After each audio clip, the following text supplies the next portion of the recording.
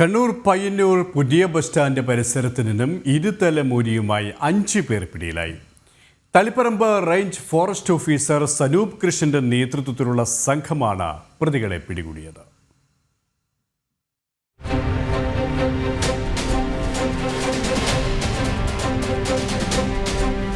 Taliparamba forest range ഓഫീസർക്ക് ലഭിച്ച രഹസ്യ വിവരത്തിന്റെ അടിസ്ഥാനത്തിലായിരുന്നു പ്രത്യേക സ്ക്വാഡിന്റെ പരിശോധന.